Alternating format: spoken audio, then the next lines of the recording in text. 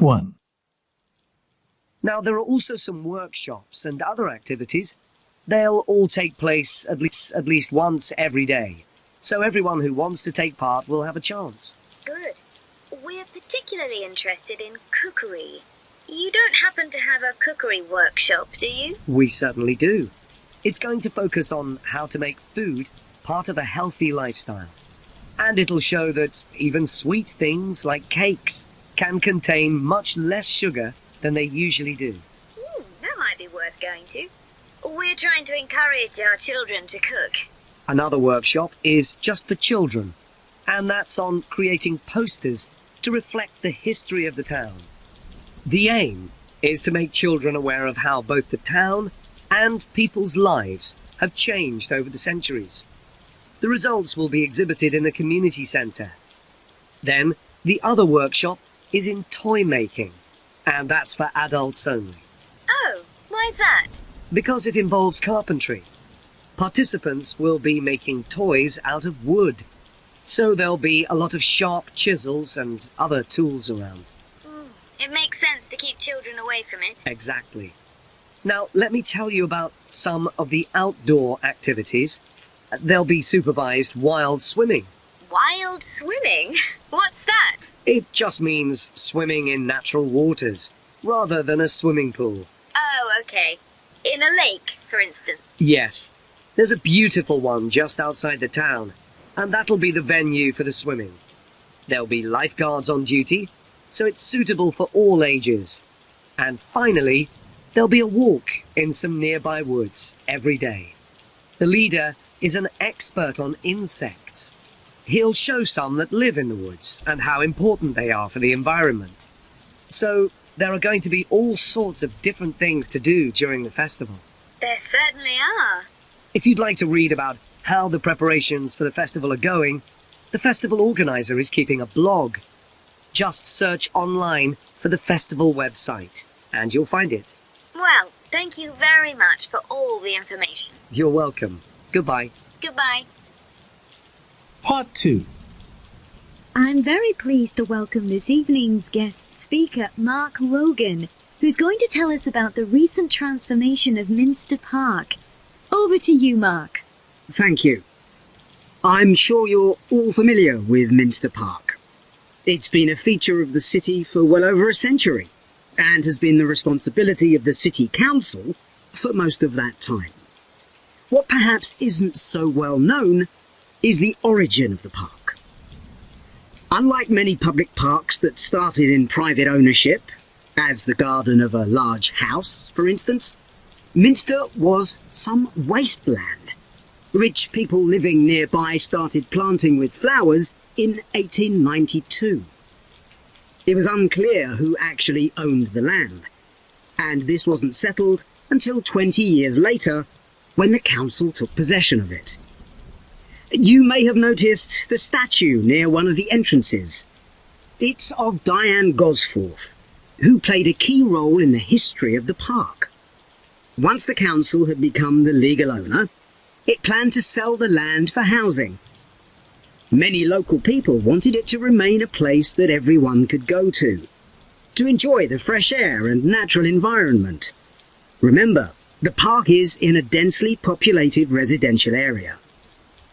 Diane Gosforth was one of those people, and she organised petitions and demonstrations, which eventually made the council change its mind about the future of the land. Soon after this, the First World War broke out in 1914, and most of the park was dug up and planted with vegetables, which were sold locally. At one stage, the army considered taking it over for troop exercises, and got as far as contacting the city council, then decided the park was too small to be of use. There were occasional public meetings during the war, in an area that had been retained as grass. After the war, the park was turned back more or less to how it had been before 1914, and continued almost unchanged until recently. Plans for transforming it were drawn up at various times, most recently in 2013. though they were revised in 2015 before any work had started. The changes finally got going in 2016 and were finished on schedule last year. Okay, let me tell you about some of the changes that have been made and some things that have been retained. If you look at this map, you'll see the familiar outline of the park, with the river forming the northern boundary, and a gate in each of the other 3 walls. The statue of Diane Gosforth has been moved. It used to be close to the south gate, but it's now immediately to the north of the lily pond, almost in the centre of the park, which makes it much more visible. There's a new area of wooden sculptures, which are on the riverbank, where the path from the east gate makes a sharp bend. There are 2 areas that are particularly intended for children. The playground has been enlarged and improved, and that's between the river and the path that leads from the pond to the river. Then there's a new maze, a circular series of paths separated by low hedges. That's near the west gate. You go north from there towards the river and then turn left to reach it. There have been tennis courts in the park for many years, and they've been doubled, from 4 to 8. They're still in the southwest corner of the park, where there's a right-angled bend in the path.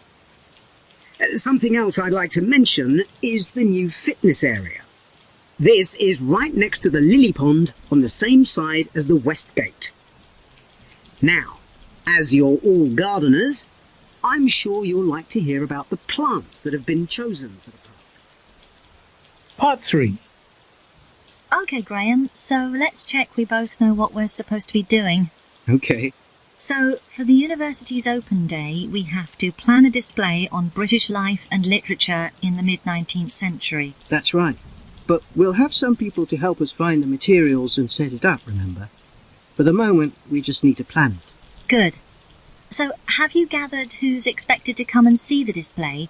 Is it for the people studying English or students from other departments? I'm not clear about it. Nor me. That was how it used to be, but it didn't attract many people, so this year it's going to be part of an open day to raise the university's profile.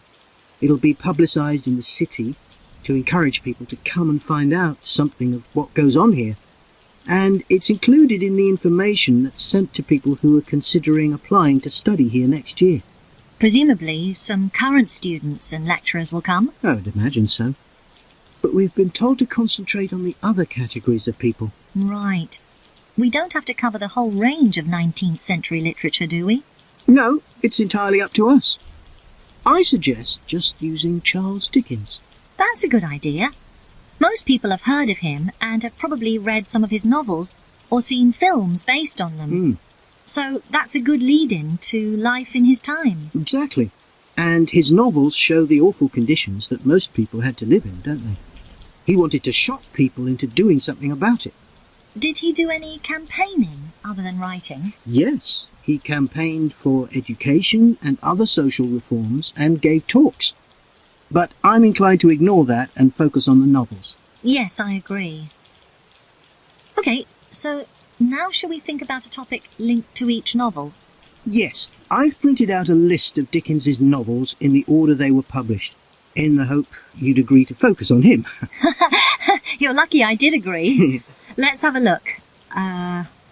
OK, the first was The Pickwick Papers, published in 1836.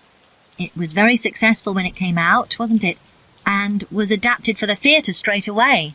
There's an interesting point, though, that there's a character who keeps falling asleep, and that medical condition was named after the book, Pickwickian syndrome.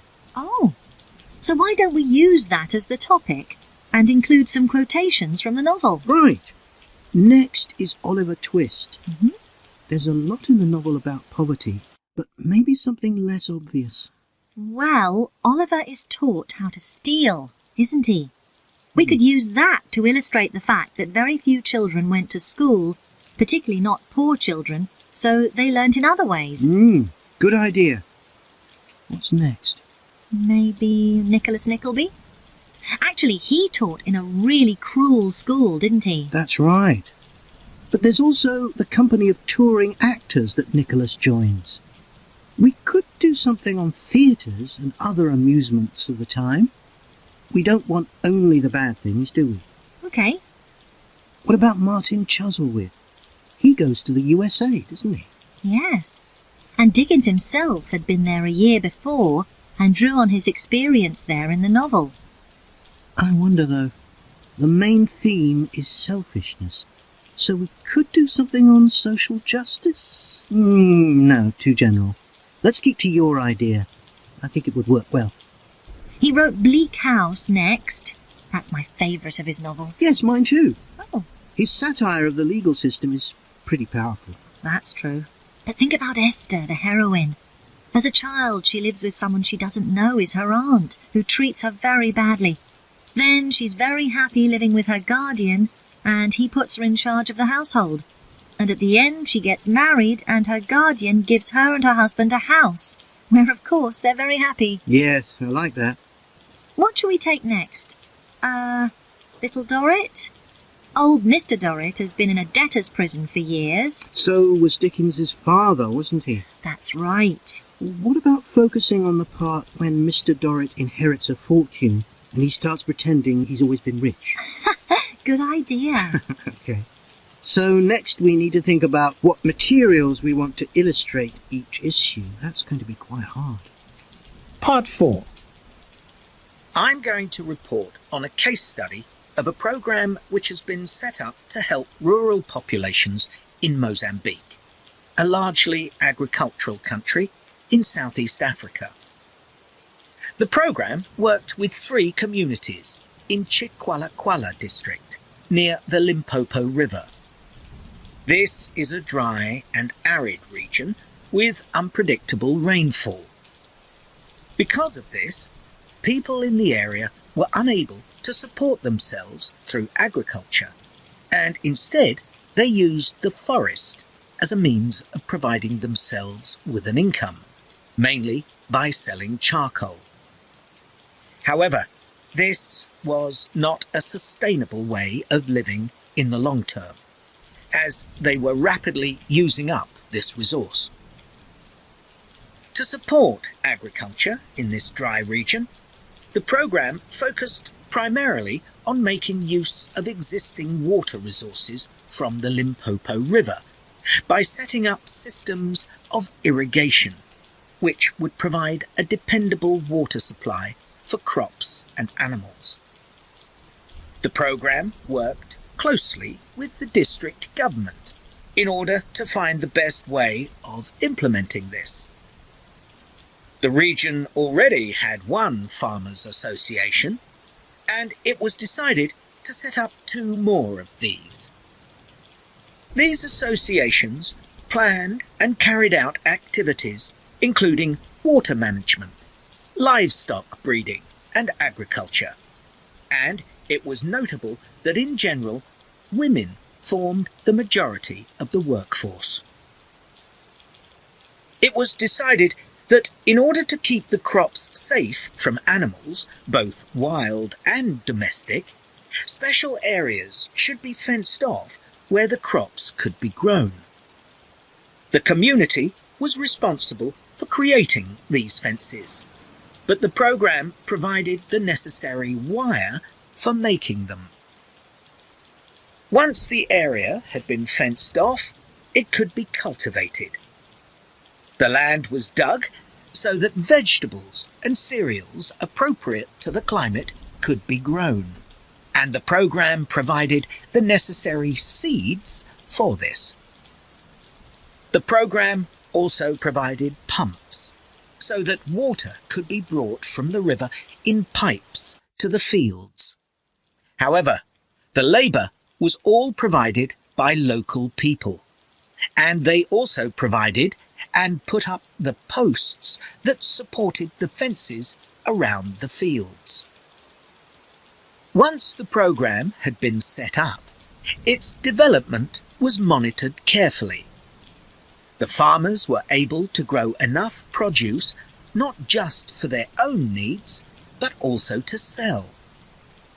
However, getting the produce to places where it could be marketed was sometimes a problem, as the farmers did not have access to transport, and this resulted in large amounts of produce, especially vegetables, being spoiled. This problem was discussed with the farmers' associations, and it was decided that in order to prevent food from being spoiled, the farmers needed to learn techniques for its preservation. There was also an additional initiative that had not been originally planned, but which became a central feature of the program. This was when farmers started to dig holes for tanks in the fenced-off areas and to fill these with water and use them for breeding fish, an important source of protein. After a time, another suggestion was made by local people which hadn't been part of the program's original proposal, but which was also adopted later on. They decided to try setting up colonies of bees, which would provide honey both for their own consumption and to sell. So, what lessons can be learned from this program? First of all, it tells us that in dry, arid regions, if there is access to a reliable source of water, there is great potential for the development of agriculture. In Chikwalakwala, there was a marked improvement in agricultural production, which improved food security and benefited local people by providing them with both food and income. However, it's important to set realistic timelines for each phase of the program, especially for its design, as mistakes made at this stage may be hard to correct later on. The program demonstrates that sustainable development is possible in areas where